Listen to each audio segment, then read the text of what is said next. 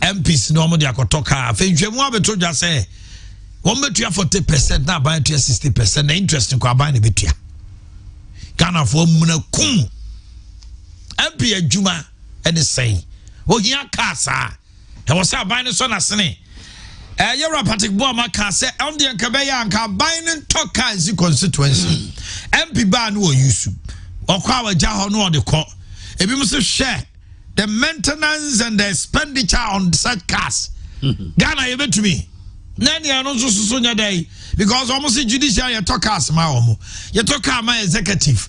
Other than the arm of government and also your legislature, they are buying to me talk us from my home.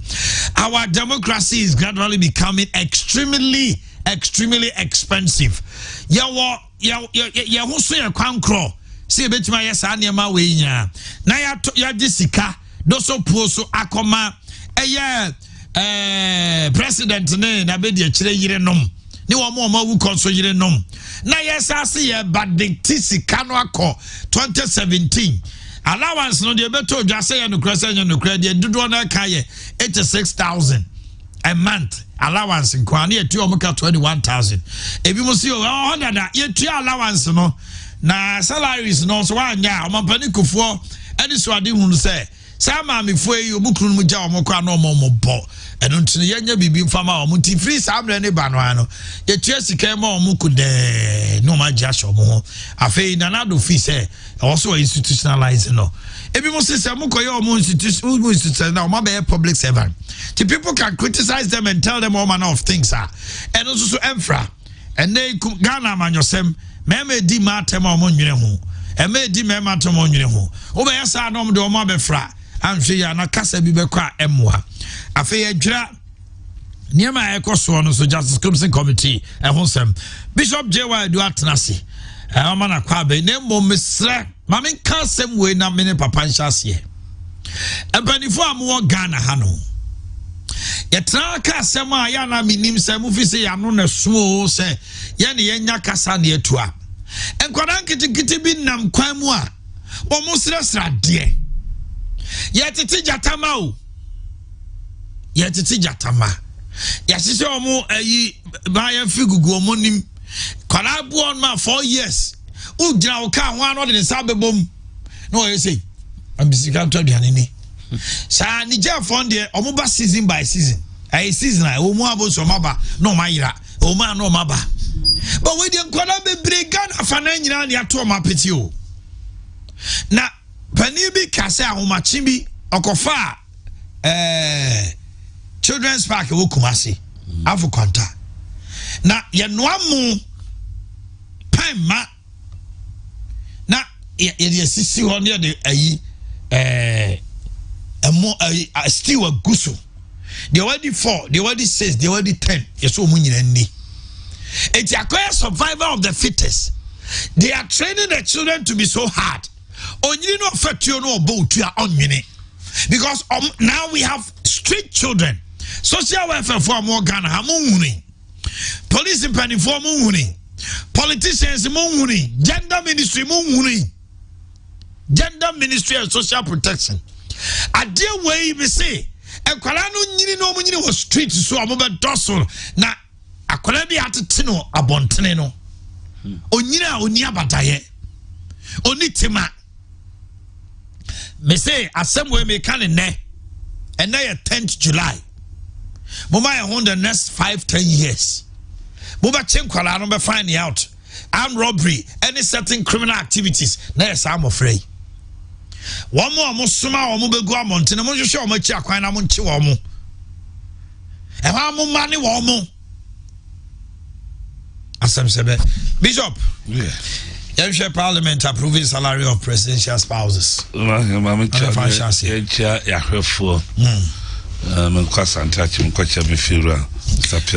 Mami 1 minute. You're on Facebook, Mr. Mama to me and share your TV. No, you can watch us on Facebook. That is Kessben TV, Kessben FM. YouTube is Kessben TV. Twitter is Kessben Media. And when you go there, just as I say all the time, share with others. Now I'm for Sushebi. Beba Pabra, na hashas here. Bishop to us. To a champion for the Yeah, Joswamu. Actually, New Jerusalem suffering answer so. Tell me, Kasa Sumbian Kayina will be of Abia Radi Nishra Umbranoso and na Omanhene Asabi Emma said, Makuchida can't say and can't answer. That's right. Now, what you are, it's me. In somewhere, Abba, young Kufuaka. Na de me yakakra ne se nsem na nipa no bebre ka no wo mu a eka no kora ante asem ase wo mu nte de esi no no mo somtan kanka bloggers ya bai mo matwire bibia de abeto na so membre mo papa aba no a wosi so a ode ni biribi beto dwa no nipa obo de dawuru manu o ma cheche na semanu wonte wo monka nti wo mbe cancer no to hosi apa na opposition for asum nipa na osum so nya no kore no wo kan de ato ho no tungo ntompo atwiem na amaga na fo nyine discussing kontompo ya nya kwa discussing no kore no and say Omanpanyin ko for breso and what can I say Manpanyin ayere no mo a oware o mo titru pa de Omanpanyin ko for or this adden be boom na lima ayere se sabra mo kaya fulera lima wuye chi mami one ne ma sofa sa efie no no ma o se de mo krampo no yaji bibie from him. That's the woman on TV. Na amana ya hote bia ma mi ne ma be sunsu bia mu ya mo no man panyin ko fo nya just da bi president yiri bia o te se o ka president ni ho o ye adwuma o bre di empesika ye de ba mo na for so ba nse sabre no ma nya no open free sabre no o man panyin da na o mo yire no o mo wu aja o mo yire mo ni o mo yire me kai sa kwamen kuma de kram so mo command bi me kai sa fatia o man panyin ko fo bless o mo command scan bi enti o hye se de be ya sa ma no bi kra no okunawu na be ma no ntiase sa fo no na Ghana fo ya se de se ehwe o mo ohwe ya mamre mu a ubedi hine na unja kokwa akuna fo ma no yehwe o mo enti yemfa se o mamu te se Ghana na ye president for ayire president bi kura no wu ana wo te kunwa no so bio ba we na yire no o te makoda ton je ni ntosi kan bibi se egu o man ni mase yefe nti ndie ni nyansam no Omanpanyin ko for the bar no o mo hyase mama president fo a o mo yire awu aja o mo yire no no mo te ase na o mama o musika de abepem ne we na abaya osisi na kufu ado yanse da bi ade no se anya ho nkrata ma mra ambake a bedu bebi no bewe na yakoyi film ntini yemfa mra na parliament nje ntum na parliament hye ho mra wi na be mra wo manla yende wo ya unsu obi asoso embremu na ade na ye kofa sika no de koya untim ko bu hu konta da ache no ahunte ejiri senka ne fepa no mo asabi be da bontimi nim de we o musi the information no ba we so mu a mu say akufu ado se yentua de yireka na yensentua no ba de akire yireka yentumuntua Ghana ya de yentumuntua we yireka yentumuntua we ana ye no ana obi eka of course nsantua force ebinumu amwo akora wasman kora de no market no ma je mu ko bisa se kwa force yentua la yentua yekufu ado se yentua de yireka na me yentua. It's not a matter of a kufado. I Ghana, you know, I said, and so Central from Chusu, sir. ya fa kwato Kufuado so say Kufuado so ope sika tua na yereka yentua na ma yentua metia na ye ma awerɛho yi say Kufuado ameminim no obi kura omoje kura onji bi ma na yere kura mpo de minim no if so oba panam bedum fie bese dumienu wanyi akatua da wanyi pedem wanyi hwe ya teten class asede ama onu kwa nipa minister wanyi bi owo parliament chop money onji bi ye no aduane ba oni bi ne yiri de aduane frifie na ba petro wanyi bi da ya onko check wo parliament Tebeng was and now a bit dear Kuny or some beprama mere. And ye Kufuado yere, no pramano.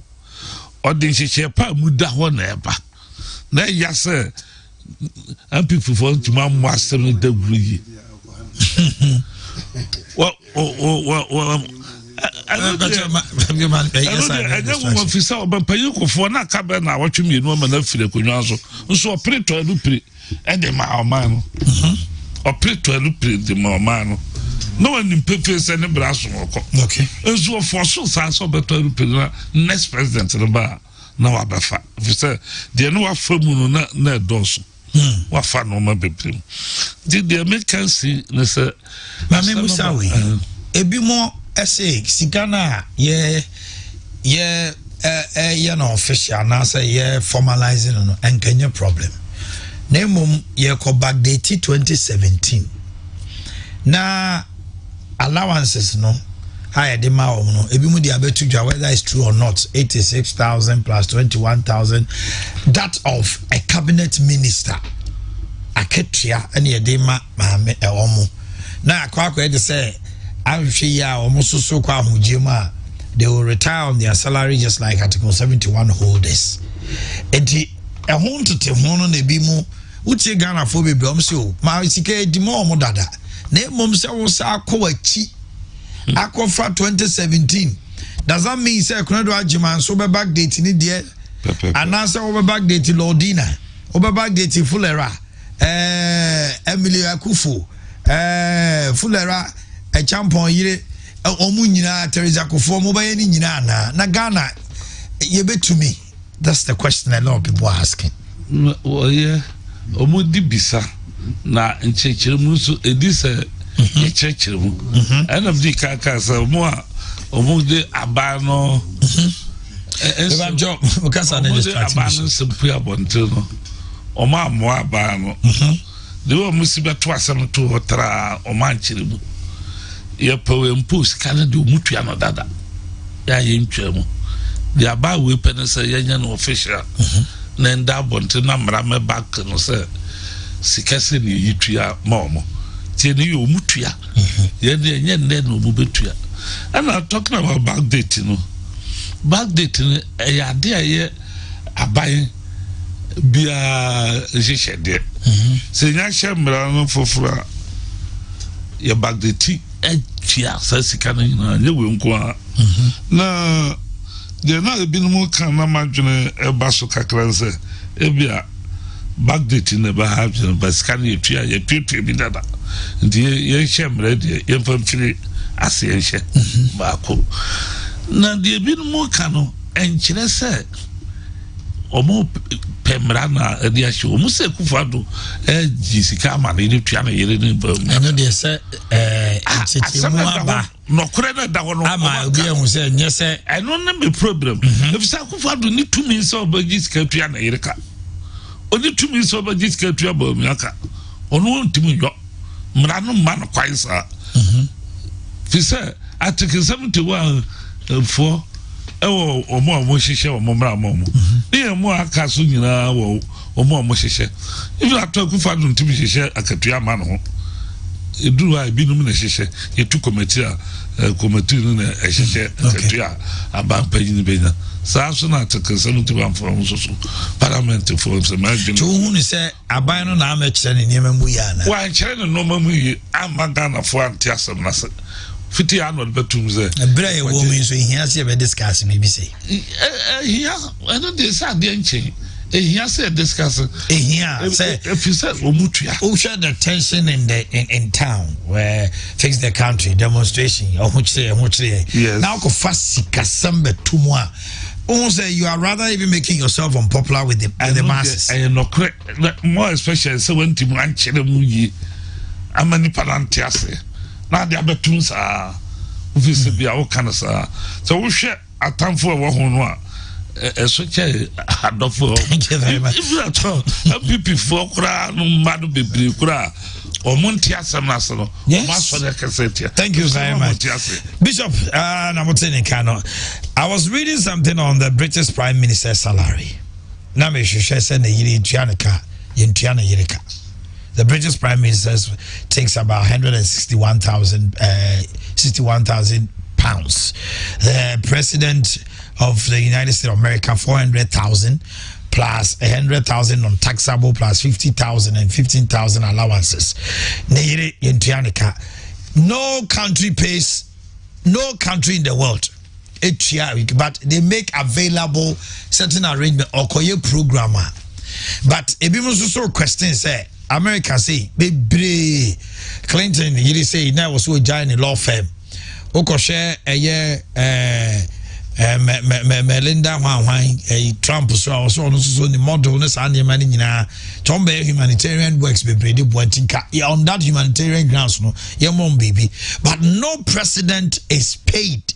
I know president's wife and Ghana you said the Jessica salary amano. It has never been done and it's never been done until Ghana introduced. I don't know whether say Ghana so introduce no other country. Mr. Wajim Wakwaba Maminte Wajinche Wasemi. Dikai mechia na nabompata hene ni nyuma pawo ye de boa Ghana ne asantemai na miami nua ba Lydia Fashions na menamfu bia omwo drumsticks sport bi okuru ewo fanchine bra ejeusu boga shot oni afawe guy oni jachinsia okay ni wo mo yire no nyina me shema no no o me sure say wo mte ho hweme sa asemo a abeto ho ya ye ka ho asemi em say no kure bi o ba bi a o mo de asie okay because me meti ye no ye say ye do article 71 for no moti committee and Article 71 so a specify unkofwa or say Olmoji Akatia Sanko Fuwidum Womudini. That's right. And a new thing abano otia outside Article 71 for no anase or domo kokahon or donko kahon dia na constitutional. So the question is that committee would 2 means or meeting them account without a bill in parliament. Me actually say I want them to come up. Okay. Omo Article 71 enko. Because he has specified say we kufi kwa charges auditor general fine commission we know na yasamo mutumi say from time to time brano no wo review that's right nti wo review eno a na e different ena ye mampani yire no ne mo be di eche yire no so wo di eni sa 71 so committee no mo tie no wo otumi so mbefa wo mkoka ho ana very good eni na make say another issue bia me e ha madwene kakra good nti emfa eno ento na sesi a wo research a wo kan say we etua we ka enye wiase nyina ne America ne UK nko so many countries betumi aba ena sesi no ye invite president bi akoba bi oni na yire na eko sebi na yire ntuma Australia wo jale no so ntimi feni na chinko Commonwealth head of state meeting ko dina enko ha whereas president himself no na katua ne manyi na echi no yeklutu no yeah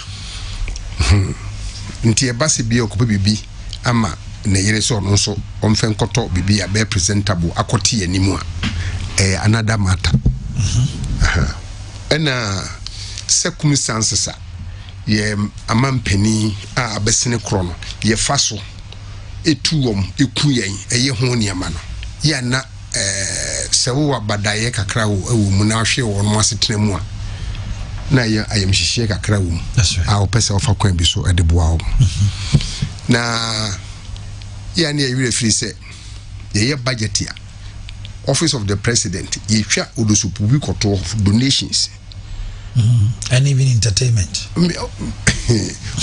Udie enye no odikwa ko entertain in America donation in general. Yeah. Enti ono ni pem. Eno no enye onye emre bia na ho ni ope eno ye. No si bia wo ye mobo jitaku. Wo ye mobo jesreko. Na e bia na da achi bia me so mi ni ho. Na bibia si mi fie na obi so be ba nso agya wahwe ama aye mo ama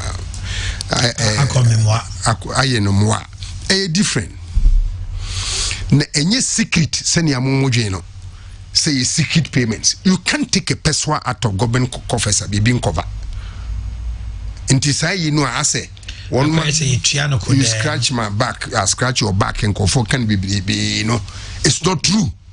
Okay.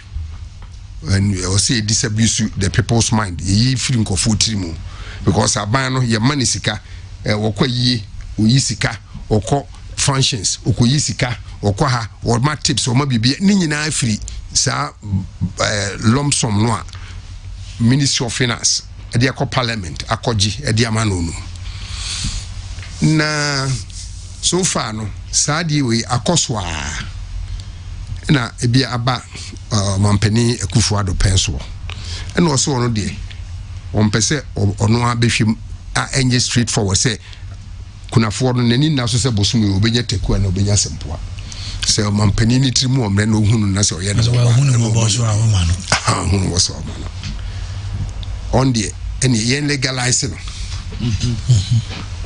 na obi ehu na legalize no ebeba no lawyer for no mo e kwan ya obefa so e di aba no na akobon twetwe da kofa we no nyina diaba but parliament approve me hwa kire se ontimase ne eti akiri no ne bebre nim se e secret payments ase ye hye nso enye kokuom hye sika ye de ma president no ye de ma ne se wa wo boso kwan ne ope na wo de che no de bi che free eyi nyina no na se say no pese or legalize no say me can say or legalize no me can say on fam fa the property ntem say lawyer wa no e kwan ye fa so legalize yi no on offer so okay what say bisi one more ka say ye to aba ma me pa cha ya to aba ma me pa cha ma me fa ma no nkosi kaka okay fa no si na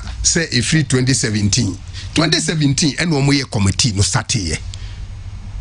The committee was 2019. Me say 2017 bani no mo e will be omo if Rollins pen so kra atodazi then chief of staff ono committee e propose sadie we enti enye enra ne nansa obeka see de kokofiri ho yin nyina we public service etumi etu akatuom bia 2020 ne de akofiri 2025 be ho start year negotiations ene ho ne mane nti wempo de what be for 2017 and na make yes say ho no say afen wo mo establish ya wo mo start kan ho asem gitu mu no ache Mr. Waje, into your fan say, you started agitating for salary increment beginning probably 2017. Now, abayano ne ebi adwuma efuatwea na 2020 abayana jiatuma. Should we backdate? Me actually say parliamentarians 2012 omokoye no 2016 any answer near fixing one more service omoji free 2012 or 2016 parliamentarians. Yes. Parliament started 2012. Yes. By 2016, Omubabe Kono.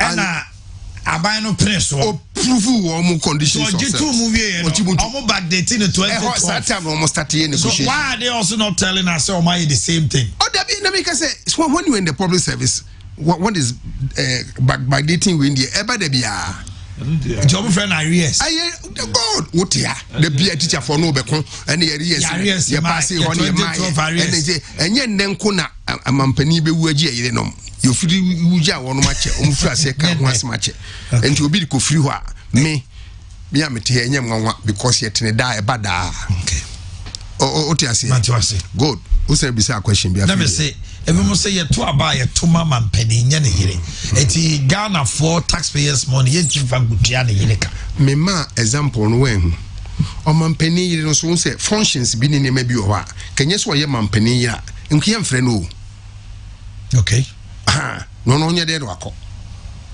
so the hence allowance and I mean can say the bottom line is the government is losing funds and ye be friend allowance ye be friend no friend say stipends ye be friend no salary ye be friend ye be you if you buy sikam okay until whatever be the case ye be friend no akọ certain conferences and ceremonies sisi kwane wo de meba onye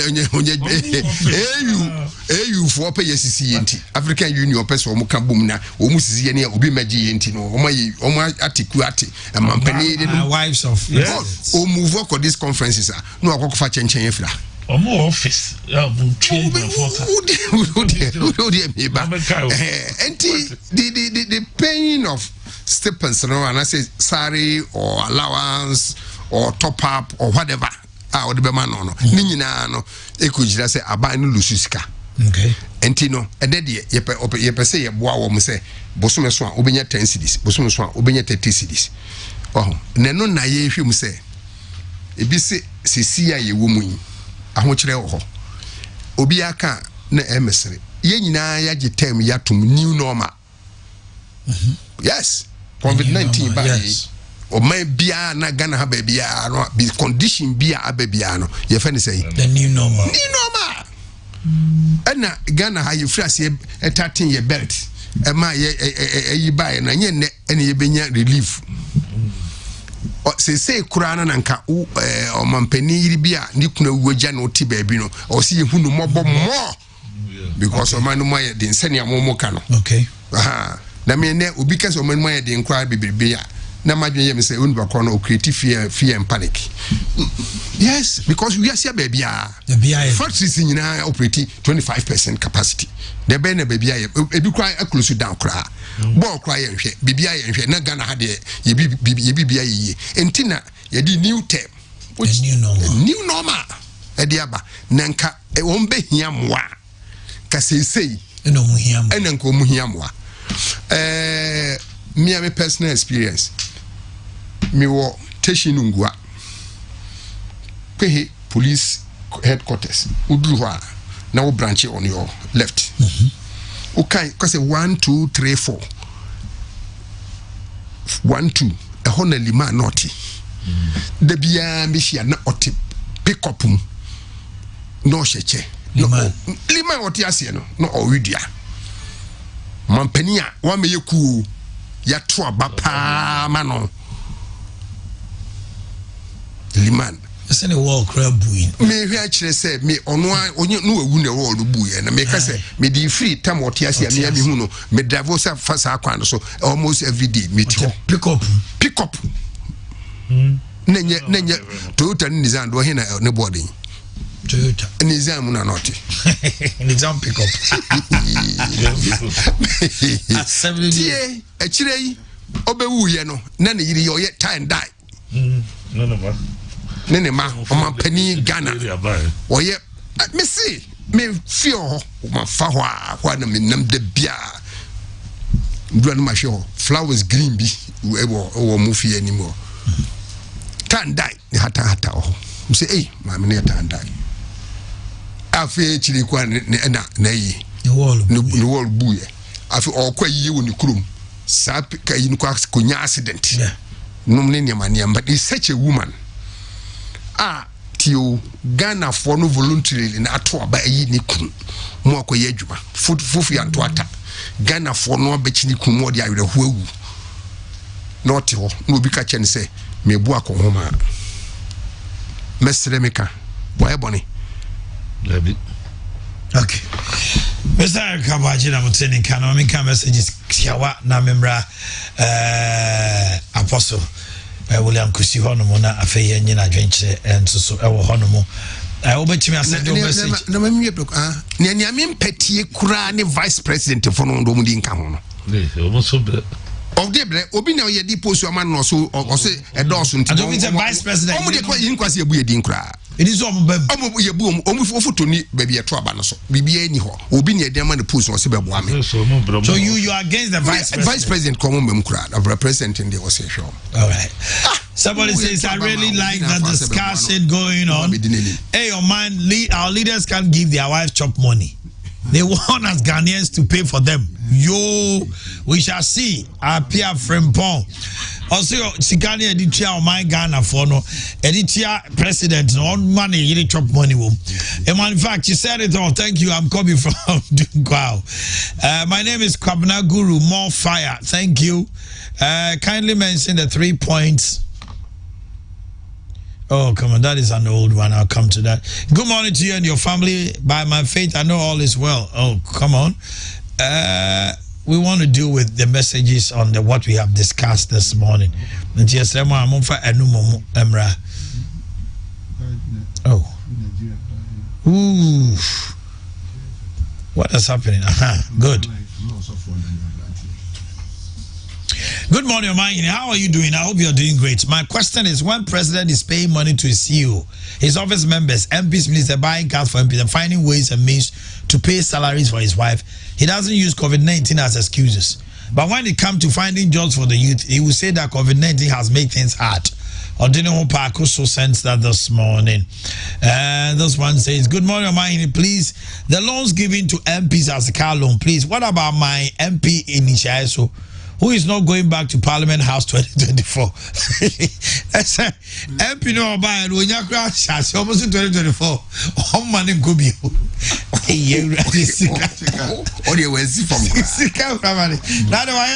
Have you all said and done? Masim Bronu be anywhere develop wasn't generally. And to me, what because you now Canadian can come. Miss Nibe be anywhere no constituency Wayenka quota. And so I do connections. I don't know. Chairman to what I want to influence. You be Tuesdays, yeah. And please ask President Kufuor and the 47 Ashanti regional parliamentarians. Please ask President Kufuor and the 47 Ashanti regional parliamentarians that as the major infrastructure they are undertaking under their government meant for only Accra, interchanges, bridges, good roads, factories, all concentrated in Accra, have they forgotten that it wasn't, if it wasn't Ashanti region, they would have been in opposition by now? Chama Wontumi, regional minister, stand and fight for Ashanti region, for we deserve better. Cubic Tafo. I'm appeared from Ejoso. It's sad to be hearing this in Ghana. Teachers' arrears from 2012 to 2015 has never been paid as until now. I am a victim. Oman, come and see where I teach. Our means of transport is Aboboya, which we board with farmers in and out from 2012 to date. So don't you also deserve better treatment like our first and second ladies? Mr. Joseph, second ladies in the I was shocked when I heard they are going for loans to buy cars for our MPs. I pity Ghanaians, bro. Some of us, the youth, are not even getting jobs. And more to the MPs. Some have not even tackled a single project at their various constituencies. Techima North roads are very poor. Instead of the MP fixing it, they are now using our taxes to buy cars for them. Upon all their ex-gracias, God, come and help this nation, Ghana. Okay. And Labi Kofi Sanchez Alexander on Facebook. Why should we pay our wives while we pay them bride price? That's about it from Kenya. So, man, thank you and God bless you. Now, NAPCO trainees 3 months arrears have been cleared. It is true. If you doubt me, let me just show you something. NAPCO for musika no Abba. Enra, I'm giving this to Kwachi to put it on. Omo mbimu kojo musika. Ometwa e dey send me. Eti Stephen Kwachi, director, me send it a year man now there are 2 TV no so me kase by close of enra na sika ne maya. What I have here is April, May, June. Previous balance 00. Salary payment 699.25. The next one May, April, May 699.25. Salary for June 699.25. A total of 2,098. Na monapko for no sama mbre bia nia. Mutia na maye de saa wo saa de we ho.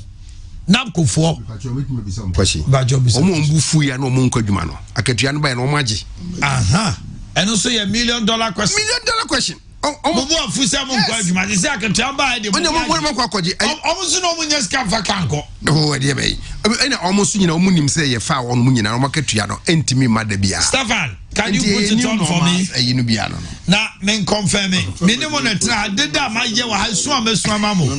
Se musika we 2000 na makanto amusisi. Makanto mtisi ya. Mama bia ni. Na se sakam na musia. Mo bete. Teacher Apostle mama ntio. If you need to of you classroom.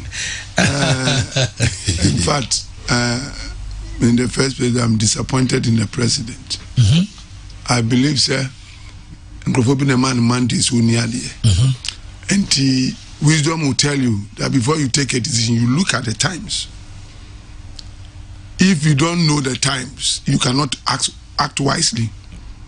Oklahoma and Professor fix the country. They are making all sort of accusations. And technically speaking, you see settlement for you from their complaining. Yeah. I will not be against the payment of salaries to first ladies, even though legally they have no appointment with. If you look at the Article 71, officers na yekana obiya no ye management ye man appointment. Yeah. They don't come in a vacuum. So legally, how are you going to pay them? Are you going to appoint the first ladies? Give them appointment letters as first ladies before you start paying them? What do you say?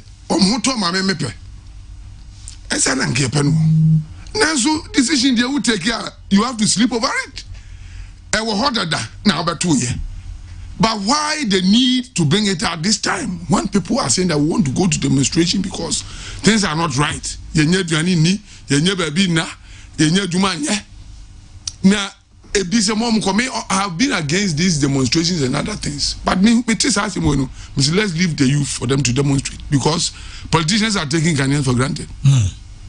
Who are president to me show ire? Neso you go win say. Me ya juma me hwe me ire. Ye hwe salaries are ye the ire wo family an average number of family ye the company ye determine salaries. We don't just determine salaries in a vacuum. And before your salary is determined, your spouse this expenses is considered. Taking into consideration. Yes. Especially allowances. Yes. And I'm not sure it's a priority for Ghanaians now to consider the allowances of first ladies. And that is what we are complaining about.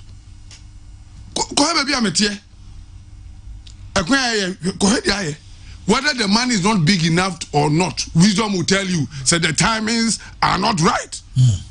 We are not saying they shouldn't be comfortable. Say Liman, before appointing as president, no Juma.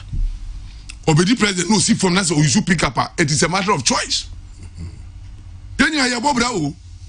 One more brother president, also much. You are not supposed to live in luxury when you decide not to live life. The future is created. We don't walk into a future. What will happen to you tomorrow is how you conduct yourself today. And this who aspire to be a president, that's also more who the president outer. It will reflect the kind of life you live. These first ladies we are talking about, me as far as I'm concerned, already they are living luxurious lives. In fact, Mr. Ayikasana, he always referred to Deni Kunewu. That one would have been better. Yeah. If you can say these are the conditions, that would have been better. But who could see amount of salaries or the allowance was that is your problem. It cannot be the problems of Ghanaians. And we should be careful. People are working in public service. A luxurious first lady wants to be paid salaries. Please. let us wise up. Look, I was thinking of parliament. You can't say two as parliament. You represent the constituency. The parliamentarians and then they go into them also. That is the question we have to ask. Did they hint their constituents about this kind of laws? And we should be careful. That is not why we voted for them. There should be a system. As some balance and sensitive. And education here can come to back constituency. We are not much before they go to approve of it. And this is not the first time it is happening. I have taken time to look at the laws of Mopasi, and you'll be surprised. They import foreign laws, bring it to parliament, they pass it without considering the kind of people we are. And that's the parliament we have today. The leadership of parliament, they are writing their history. It is very bad. Media, if you say in the first place, they are not entitled to any salaries because the law does not provide for it.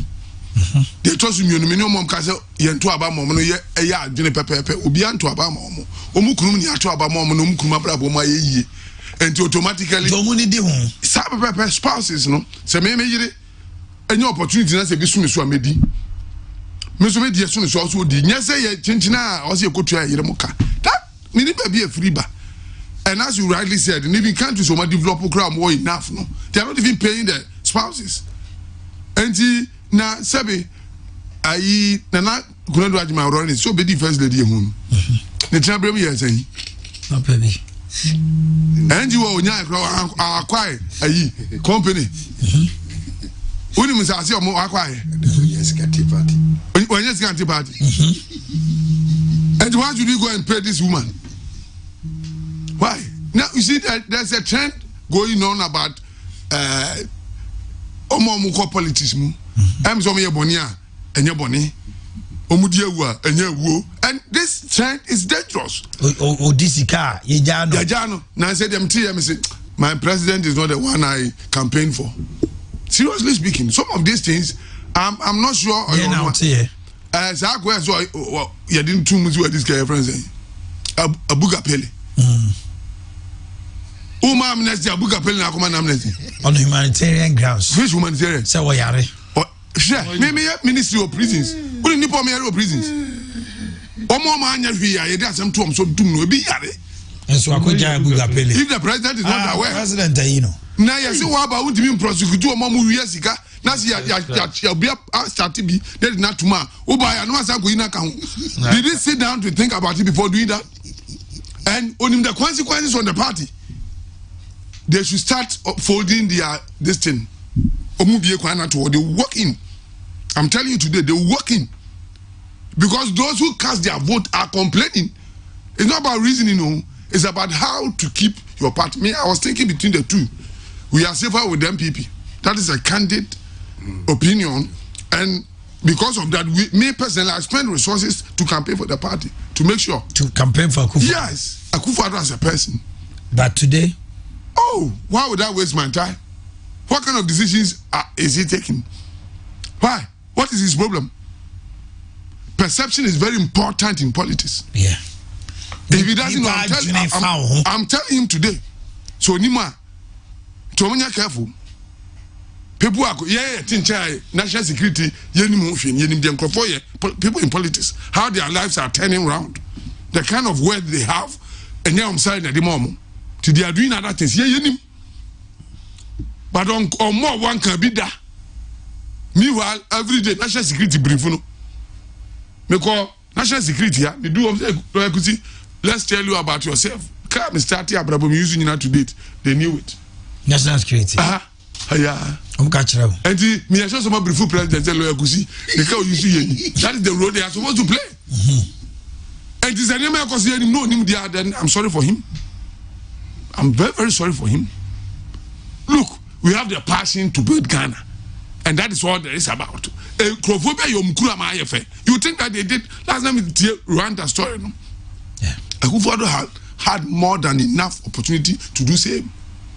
And I think that there are similar things that they are doing. Probably they are not telling. As well, build satellite and I think that this vice president is similar to that. But he should discipline his people. Or sacrifice them. Send a bear nipa because yanya leader bi ya no so nsem hunu so because obi ka jem say krono na bonefrite cause I will not defend again. Never can I, because the sort of things they cause or me comfortable with up there no a problem. But anyway, obi na akofa na ade abade daada eda ho. Yes, COVID abanyemanye. Me somebody who has defended the president. COVID now in the COVID he said the presidency spending. Yeah. And this and let's cooperate with him so that Kakra Robertson rebuild the state. And that is okay. Then suddenly Vice President said is not about to panya. Vice President, yeah. What is your problem? What do you want? To go to lose power for your party? At least they should have thought of it before coming out. Say let's continue with that. Say yeah, building a nation after COVID. We are recovering. After we'll talk about that. Not just say, I know. Yeah, who say at least President Watima. Oba be also person team ministerial appointments because I'm not for complaining. That is wisdom. Yes, that is wisdom. And eventually say Bibi Banen Koya, me say sir, face the country from home. Last me call Supreme Court. Now me peer free court we do or not attempt the deal who di attempt. Now I can never support these people. The agenda is not fixing the country. They just want to create mayhem in this country. That's all. Yeah. I have never supported them. Me can't about because compare Juma we a good body person. Me yema Juma a full bukodo. You are not better than any other person. Now we are school now Juma no so ya train a yiko here demonstrate them in Juma. Unemployed graduates no more train maze ya mama Juma. They just want to make the country ungovernable. That is the agenda. Omni Jenny course bia who demonstrate me so be say and now do you kumi preku na so ye kumi preku wie no Ghana ye saa time vat na ne pese dey to so nke to so bia nke ya kwan more and you see anything from it. I'm not sure anybody should support any unnecessary demonstration. Rather, I like the pressure that we put on them by radio near the day. And what I'm saying is that this payment, apart from the illegality, is irrelevant and unwise for a government to take this decision. Go to cabinet, minimum the next earphones no call cabinet meeting in there. They shouldn't have brought it up at all. The time is not right, and they should remember that after 3 years, and will be better. It should guide them all. You sure say guide you all? Complacency. To me, yes, that's what I'm saying. Because the masses on the streets, utie kasano almost say, ade mutiamo modada, obiankai. Why formalize it now? And some ye. And no, now you didn't come on now. Somebody brought in said, Shase Ghana Kotwaba 2020. All of a sudden, I got time yet video Japa. Now, Ababe ye na fe Ghana phone na yes, sir. Kufadu Nebusian forces are gold akotona ye. And no say, and can costume elections. It did. And today, you are bringing something at the time Ghana for do na say and name whiting.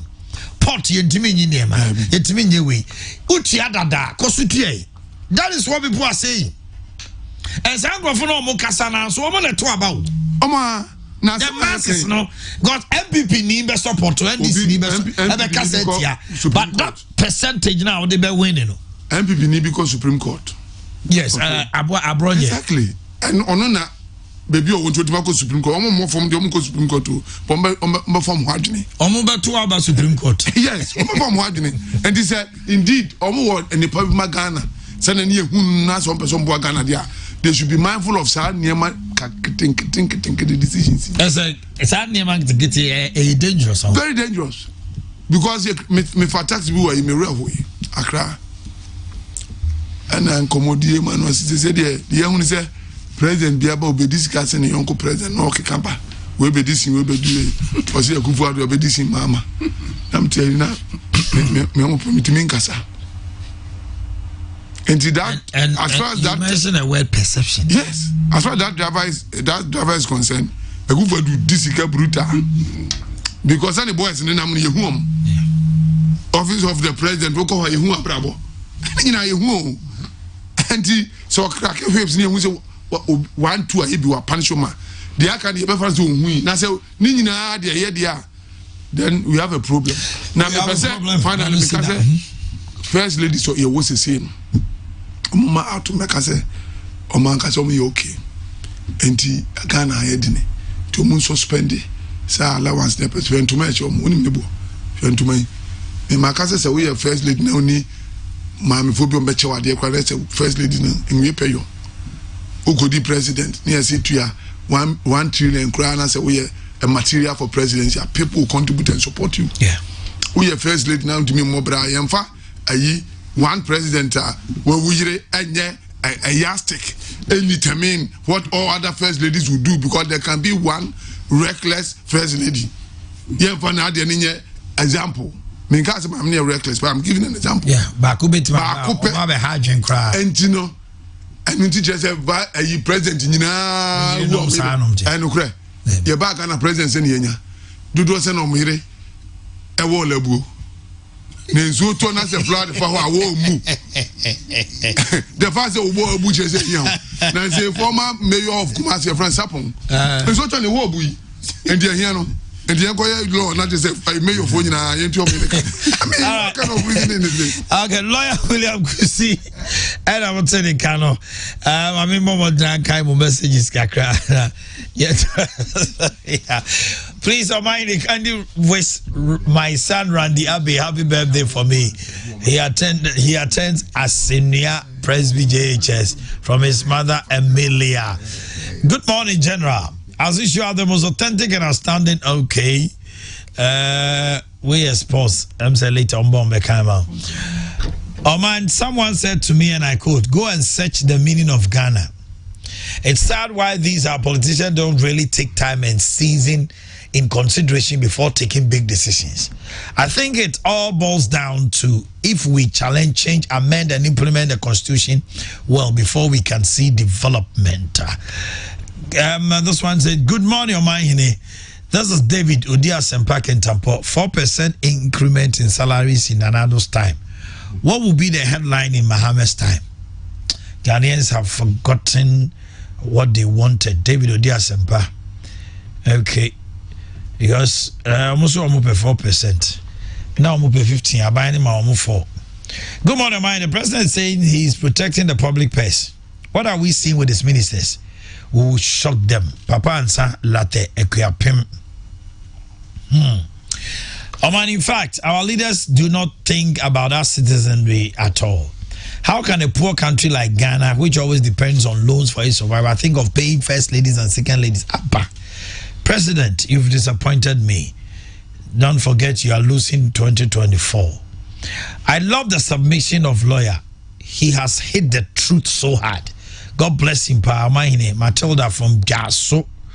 Okay. From K-Boy Adantia Sunyani West. Good morning. You see the hypocrisy of NDC. Wasn't the recommendation put before Parliament for approval? Why didn't the majority kick against it but rather supported it? Because on several occasions where the minority would choose to hold press conference or walk out of Parliament on things they don't support. We were here when they kicked against the Japa deal. We are also urging the government to cancel salaries given to people who works at the office of the former president because we don't also see they are significant to the nation. I see. Nimako Dixon says President Nanado and the MPP government must consider the development of Ashanti region as a priority, not payment of first and second ladies. Those in the region have never turned their back against them.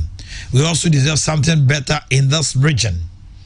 And then this one says, good morning. Our leaders indeed don't think about the people in the country. That's because these same leaders have led the country down on judgment debt of $170 million, $70 million, and $28 million. Now they're going to give to parliamentarians for cars. What's left for them is the judgment debt of God. LPP government keeps disappointing us big time. From Father Ziggy, people say 2024 is coming like Kakai. Good morning, man. What the politicians are doing is like they don't care about the future of this country, the future of the youth, and they are rather teasing us. Kumasi cannot afford to lose their voices. Please, we need you in Kumasi. I'm afraid you are going to Accra and it's going to disturb us. Baba.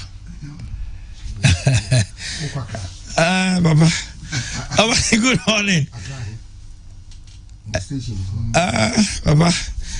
This is my suggestion. I think the law should be made, but the money should be paid to first ladies who have lost their spouses, and it should be half of the amount that was given to their spouses, and may some allowances be given to those whose husbands are alive for some role they play. Mike Aprade.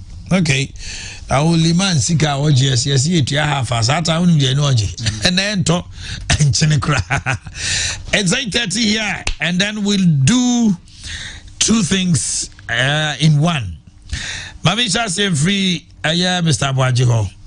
Na yen share a disturbances committee no and then Parliament $28 million. Mr. Boakye Mamitio 10 minutes each. Yo.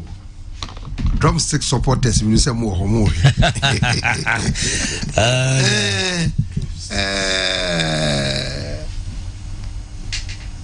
In your car allowance. Yeah.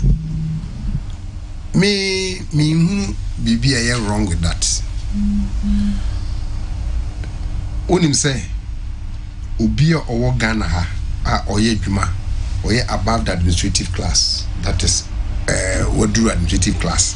To say graduate, to say administrative officer, to say secondary schools nurses or more, they are all qualified to go in for car allowance. I mean a car loans. Yes. Vehicle allowance. I quite remember bad administrative class pay.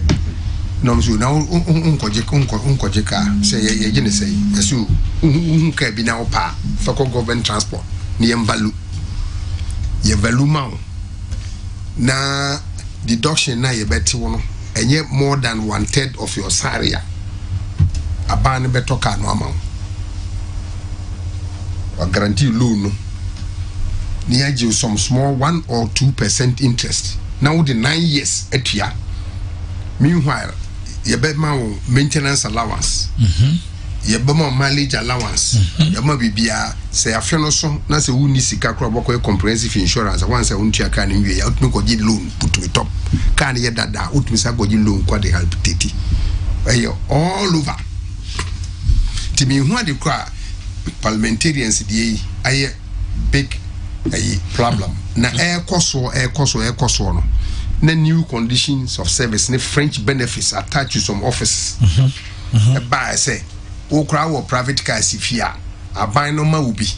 So we are above, is it the grade as director or director? Grade ya, a buying maubi. A mo used to 24 hours. Crowd to me come out here. A buying better petrogum, I maintain. I baby, and your name has seen in a baby.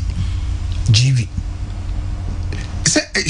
Chile kwani be yemaye a bus for misuse no and numbers from identified and you would cost certain places and for be certain not those using those cars and when you're qualified to use them but they are people be attached to their office some French benefits and no ebinu no mu use the debia me ba no aboma no metimi aka corporations in government service be fire more petrol allowance 50 gallons 60 gallons every month they go on private car more as more official vehicle very driven and me when the country a member of parliament a bank crackers or to the car no cry chain or say can wasem because of the age ma obi ojirapa okọ adwuma wo nkran one call constituency bo sumi depend go yin hu no obede hu problems no one suni e ban no a omo de parliament wo no and ama obia twina no asi omo ho aye kasa yi look at see and ye discuss about allowances to spouses.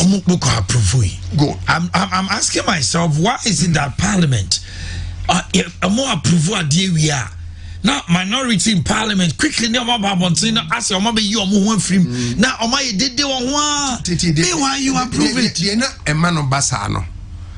formally na majority no vast majority into they could bulldoze their way okay until Tembia now ways way opposition for no ways way me can no be a chum until no near walk no san net here na me anything big wrong with that say I don't crash I will who be because any buy no cry ton a saloon car no we managing director of a grade 1 a year corporation company board no money a year ultimate Mercedes Benz brand new the shed them untnem hotel so na ukofia na ateso na dia ka ho na ade ko and all these things are there me who 4 years near writing off writing or the koshefi na otupie se na obeye maintenance or senia or the bekona omo be service car no ama no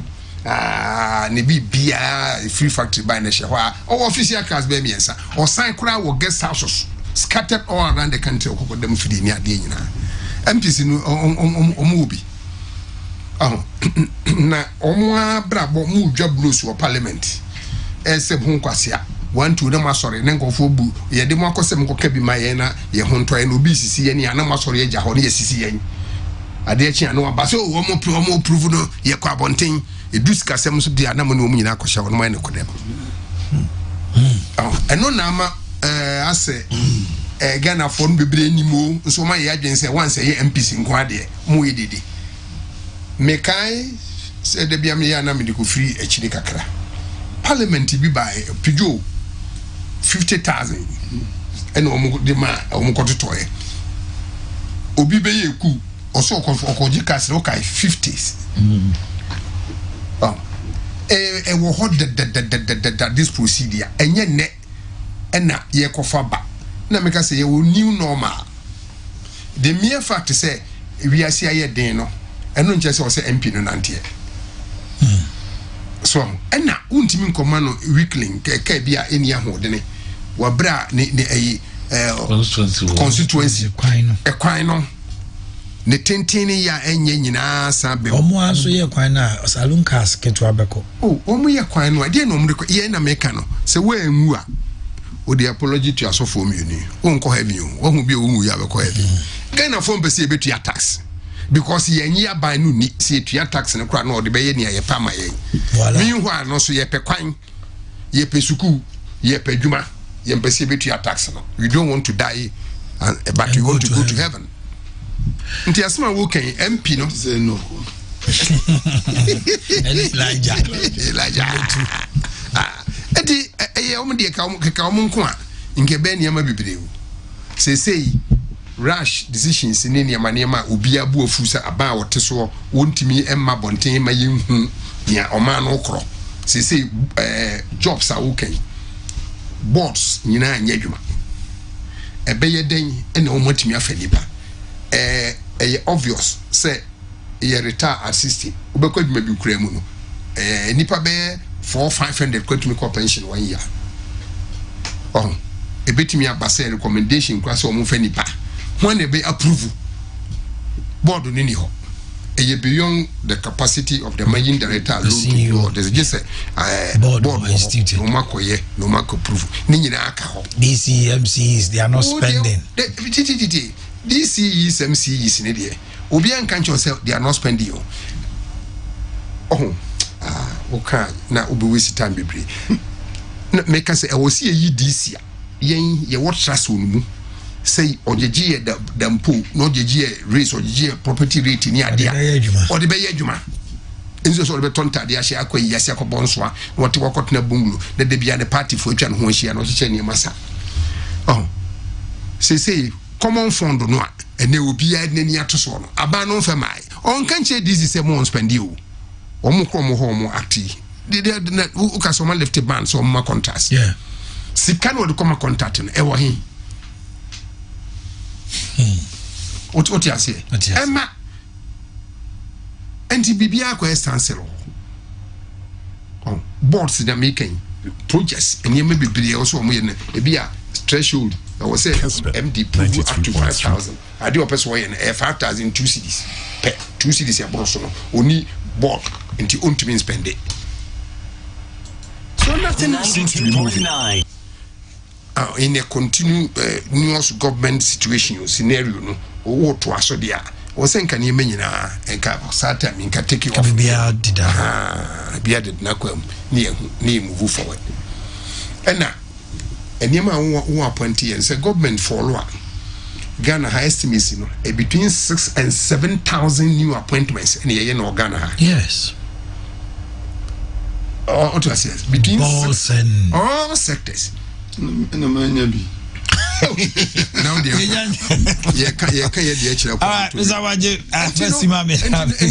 say, sir, you know, if I say, sorry, we should let it rest. And yet, okay. I did also come once. Now, if you but your time and also, I go Bishop Podman. I mean, Bishop. Parliamentarian, me kaka krevi. To say the first say a discussion, you know. The man who say no Ghana and Trona ya de Bibia. As some never back public, you know, and yen no credit never. Na yachiru bi muama yachere no nokore no bi chere na adwena wajira nokore no so akasa parliamentarian kalu e ba bonten akoyese abano na office Ghana for ye ho nkyere how na yeso ti otoka dia ma MPs abodendende eno omode na eno no moka ya meanwhile nya nokre abanka so toka de ama parliamentarians si Ghana buska they toka ama omokra eye we say anya private work no mo de koye ye ne aye djuma ye na de no nko mu da ya wontie ase wonhu ne yi parliamentarians for bebre mi no mo san minim bra o mo bre from constituency enye easy eho yam so bi prewa kwa ohunu adokodo de bi awo mu okodura na fe wenu no enye sika titru ntina fi se omode kwahihye ho na fame so begidin munyam na wo gidin so outside Ghana no wo privileges bebra wunya apart from that no de nka Ghana obeye parliamentarian o Ghana eyeka enye adia eye sikabia wom de me picturing na say some be cancer na mo me ehunu mu ndokore wom no parliamentarians o mo mo sika paaje o mo di no kalo onyi bi minimum obi akalo ba onyi bi ono a wo de sika o timi to de bibia e say wo kalo no anya say de mo sa fa di bo so me bi e beto akatua no so e de kotua kalo no na no de o mo nkan no sa ba ko to ka de amomo o ko to ne say na de amomo e kalo ya bo so me bi a ye beto akatua te say na na Mr. Boakye we are my control for etua kankwa dia and I can't generate etua kankwa dia akwaji bibia any corporations bibia ya the mouth if you were down for boy on TV no Kennedy the be our now so we mama control babaji fi say hon wakatua ne bitum asecure aje sana ekono ntiwe de nyasoma e se Ghana fo hwa ne kwoto aba so sa aba no na empen krufo ohun krufo emoboro na o twetwesika de ma efrase so ache na me pese me wesi tamo pese me de me tamo kase ko ejira okay mamentio go 6 minutes 7 minutes mo Omanhene menya ka ejira no ka ama na so aba nti omo awu bia ya ma omo yakọ ne abusuafo yakọ na mamema mantia omo sisu no enti asem na sese atutura asem ntimfa mo bra wo wiase baabia ya ma akwai wiase baabia no e baba akwai se koye ne awope de mfa mra kwam koyo ada se bobo otu aku ana obehia nkwahia ho how Britain, America, the same thing. Over demonstration, this police sanction now. Oma be do echi actual baby yemfa. And I know ura ya yekum we dra ya. Emrante no kwesi aba no. Ombo presi bi ama na so be demonstration. Oma kan chiru bia. Omo kwesi funu no omo tisi kwam se ye demonstration. Mu wa demonstration mu ye mu kura aboba atuo ene ema. Ya presi a also omo bobai no. Epue ba no so te have that kasa mo kan a president ni dwan o de ka do dwan o se police ya gudu e just president for dwan e no mo sa mo ampa president hwe e domni mane kan to na ba no ano den ti na o so dwan president dwan a hon bi na e so ba e se soja na ba soja ba but me can't trust soja ni be every part of this way soja ni bia no you be release omra onfa tuoma wo so mo ba na was on ba kon soja fo release wo mo a de chesa de na da kon ndi oba o de tuo be kon now oba no obahu so kura sekai ukura ba ukura boba na chesa why ready say wona ni ba kon sade we jawo obetutuo no enye na chance o ya ba we breso na chance we can 91 92 ebra lima no 29 politicians they fakufi 1948 so the Canada say ya sajagite no ya Canada say ya ya the runs court to say because nya Ghana ni court what dey see here asoja fo release wo mo ba e make say na nipa na gugu Supreme Court ni e ko mo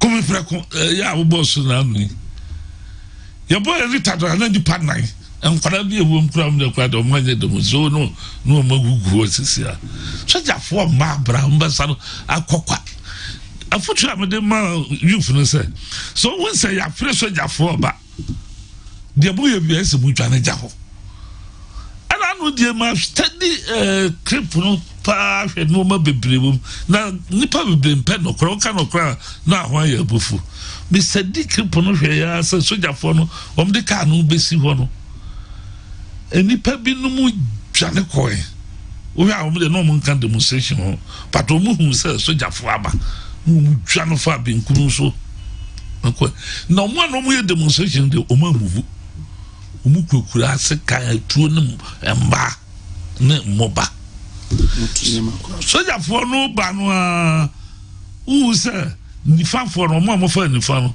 de ba kokoto ye no mo ba no first no mo tututu no hwe so sa atras no mo bubu ba ka no na mo kokoto ye de a o mo titu yeah ano ya no kra o se ye jitum commander our central command oko committee nanim o say civilians no they tia and say tuato yes but etuo na omote ni nkrofo no tie no na omu na nya omutuo so the people within the crowd no edi come fire too yes and ma omu reply to the obutu ho no na otete de otutuo no wayi na free ayinim but you see yeah civilians all we know is say ututuo boni pa kunu a ade na also kunipa that is the perception na like I say wakokutu na ade wo ko wana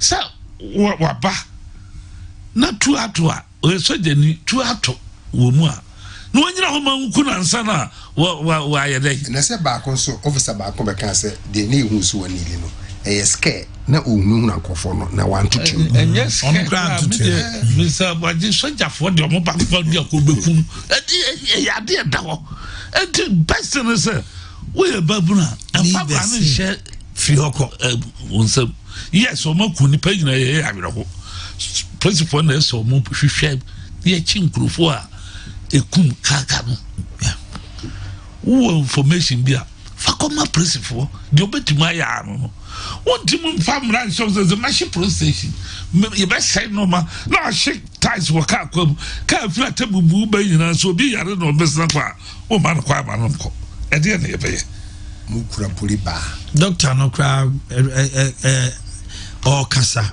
o say the ntia ma omu jai funu ma omu kra na etuo no ka omu no say sa omu ka kra omu say so manfa even after omu wuye no so manfa yi na ma omu a funu na ma omu a ka funu Debi omu etuo no ka omu no ma kwa no ko on na kasa no o so obeku omu hospital nyina no say ne mo and on the man de ma omu asatuna montuma anya postmortem hutu okuro de eku enam ration to trust ma so I can say the military who shot this say mama soldier for na for mo wadi can prepare be no can prepare what you say how do you determine say a police to soldier to na can no because postmortem na was determine say etu abuba we rifle we AK-47 and I say G8 and I say mama manje mo de ba force akode kosie doctor no sankaka ho say ne hode de bie bonko futu on the was in the bar common indeed e be na ka just about obi tim obra kutu soldier for no but the soldier for na tutu say one na two you mesra mabunu say bebra mama omunjai sa tutu asem no ye kogu kurum ye koyese already buba sha sa ma sha se didim panfo atam ahemfo Ghana nyina modi o matam president modi natam asofo egum nyina modi atam chese Ghana kwa do mo fere ni mfuom se aye mfuom na mo kwa brochire da bai no ma kitikiti bi am kwa hu na brochire no ya da ba ko no mo de build yo ya ma no ba bi e free ba ya bo modern kakra no mesra mo se mo respect principle se principle ni wa ye da yentum na ye ma no Bishop Meda say lawyer William Kusi Ebre and Omanhene, the government is paying 60% of the car loan for the parliamentarians. They will pay only 40%. This man is not serious. Who is that? Hey, this man. Wow, look at what he's saying. Every bad thing happening in this country is okay. Lawyer Kusi Mamintio. Bishop Namaka Parliament because I'd rather near wait here. Publicly, my comment on the Siwa Durano, I'm a few attacks. Now, my position is a soldier for no any secret from commons or more year number. Any as mom or my Juma some economical protect state property in lives. And we should not consider them as robots into Okojinawa or Bona no show now. It won't happen. And demonstration, I'm not my home coin. So, Passia, about home buying demonstration, Oko seek here. Obey one pensua, bit me at yes, now to Sima, the about 2 now fansa. And the way a man consider home bound bonnet to or some fansa. The reason why I'm running say, corner cobo police for a man here, no more home by sending a bear. When I saw the own pewana, we are gun and is ubia and to Ubeko. And I call and I had to do about Ubian the boat.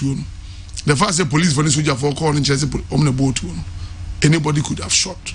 Oshe, over swamp of tape, Nuna, it could be say a group of people could even plan. See, and 2 from Yankase, soldier for now 2. All these are possibilities. Oh, yeah, made that case. Possibilities near why you don't just take one and say the omnikum. It started from Kakawunu, the kind of publicity ma Kakawunu, the media. And it was as if say a political. But anything could have happened. Obetima could you big girl, Obetima you bisika, and Nama a Sukuni Padi Ebro. And it's not saying any opportunity to Munya get me at your mom, yes, I am Manasam. And Ancrophobia on political gains if we didn't. And then normally face the country you for my bars, go recruit to mention you and but the truth of the matter is that we will not allow any group of people call you for whatever to create mayhem in this country. See, to Obama as your president, your role is to make sure you keep law and order. If it takes killing a few to save the country, you have to. You have to. And you know, they should not blame the security too. Middle way. This issue. what I say, because see a police force abamua, a day is coming, people will run over us. Dangerous. Very. Cement tutu. So let them do what they want now on no civilian nuclear too. Now Ukraine cement tutu, on the ultimate tutu. What kind of logic is that? Please. And yet demonstrators you bida. Me call you only go your time near demonstrators pa yet me pursue ya in America. Rubber bullets near the 2 year done. We were fighting for a good cause. We risk our lives. And then many and to me we experience met 2 for. Says uncle for ya almost say branatisi a quamu demonstration. So ya na some bear popular number government. As obedi to me. Bibia no de more die. And usually most of them are so corrupted. Oh my Crawford ahoya ne complaints be ye chin 2G power. What did they do? What kind of people did they train? I know Tikanum didn't left right corner. Seriously speaking, if the country is not running well, solution in violence. You need to see Liberia and other places. I'm not sure anybody who have had that experience would want to go there. It's better that politicians misbehave and we vote them out. Say politicians be near my here 4 years. Then see about him ma ako na yako kontokwa near say your mind. Kumasi is calling for development. See here 1 2 na say you didn't talk say no. You have go back many years. Yes. And me say you for no munya Ghana phones you be. They are not Ghanaians, they are structures. I said last me calling into a program. One of these people I saw a CPP one secretary say or better radio. So I'm to do near interview now. Walker or Duma you for Duma omu send him omu say. And I'm a friend of business wait sorry I can't say Duma Benoye same premier Duma Benoye. No to me was CPP nam say enye na make a Duma Ben pa no ye. Not just our brand, I'm saying such a person should not be invited early morning to speak on radio. Kononima brabody at here. Who tip for Bobra? I create word. What the radio so can say? What was good? What degree was a Wonkoboma? What is radio so can say?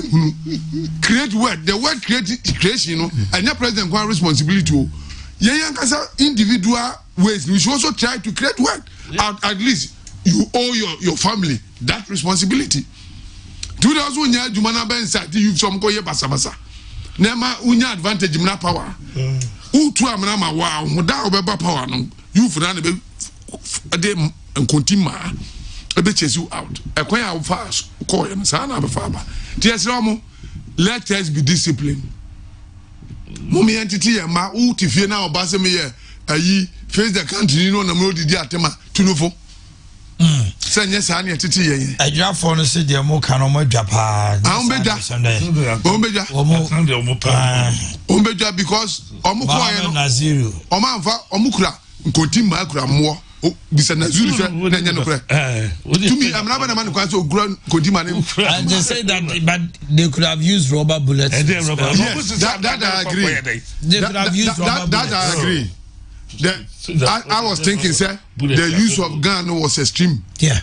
But because look, it was an extreme force. Look, let me put it this way. The new intelligence police needs to be because they operate on intelligence. That is one thing before piano, na intelligence can't be actual. So for all you know, all catch up saying to move soldier for Nikai. Police work here. That is intelligent. Intelligent to me fairly. Report nature say police phone here. Omo pamu in every police station. Anamewa. Amansan na soldier for no bamu. Amahi. Police car come working out. Police phone mo krumu nyoma. Police yes. Omo pamu wom. Antina we are saying what go beyond water. What happened was at that moment, now security has broken down. Yes. Fine, the soldiers came in, but Amanfofi said maybe rubber bullets would have dispelled. Now, me say, let Omanhene, Tiziame no can say praying 1 and 2 tone. And only idea. Maybe say I do for 1 and 2 tone. I do for. And Omo 1 and 2 tone. You are coming in as a lawyer. Obi could have made a chance that bomb to take political advantage of it. Because there was no postmortem to determine which. Exactly. And then you two so and you're too late. So to my Zoom body. No, you're not just a Siano. Military between denies some of course. Because Mama postmortem and Kosama, so I'm admitted they are fine, but I'm admitted I say one. I know him said they should know. Say in politics anything can happen. Obi betimi kura akotutu afa nipa no akunipa not that police for ni soldier. Anyway, that's why we draw the curtain and Chefa napkofo yi ne to so ma me o ka so de beto so ma aha ti napkofo mo hwe for mo say won me gina ho ntwen wo April bia be o de for mo ako so obi ba be de ba be de obone no it will not happen. April, May, June. But the bottom line is, maybe if you ask me, if we say rubber bullets could have been used to dispel them rather than the guns. April, May, June, to my inamuhu, you know, Namkufo, Kessben, Atan, Moma, Kuntokwa, Mamunti. I know the, I know Nayana Monte Mopen for Nasina. I'm going to be your senses here. I was your for, it's time for final whistle.